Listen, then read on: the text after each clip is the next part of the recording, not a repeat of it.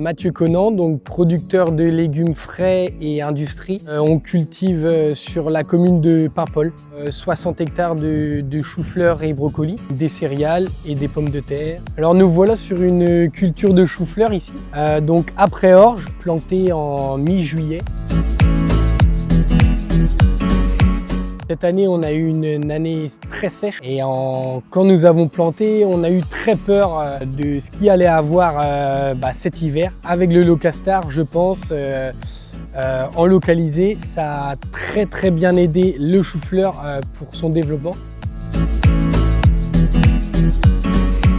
Surtout sur le brocoli et le chou-fleur.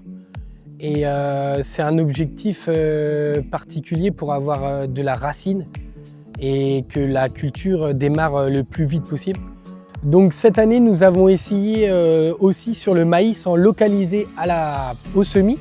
Et vu comment que ça marchait avec le légume, on s'est dit pourquoi pas le maïs, et on a essayé et donc ça a très bien marché. On est très surpris du résultat et très content. Sur le début de la culture, il est très intéressant car il agit tout de suite, mais aussi sur une longévité. La plante peut aller faire des racines et continuer sa croissance paisiblement.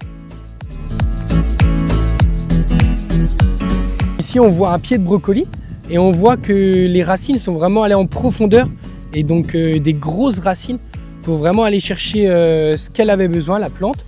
Et elle n'est pas restée avec ces petites racines-là en ras du sol et elle est vraiment en profondeur pour avoir le maximum de ce qu'elle avait besoin. Et donc ici, on voit un très joli plant de brocoli. On a pu évoluer notre rendement depuis 3 ans, oui c'est vrai. On peut gagner environ 2 à 4 tonnes à l'hectare. Sur des années très sèches comme cette année par exemple, on a pu avoir des très bons rendements sans arroser. Donc sur cette culture de brocoli, au stade pièce de 2 €, nous allons finir la culture avec du C-Active Viti 3 litres hectare, Infolen 30 litres hectare. Dans l'objectif de vraiment finir la pomme et de faire une très belle pomme ferme et assez grosse.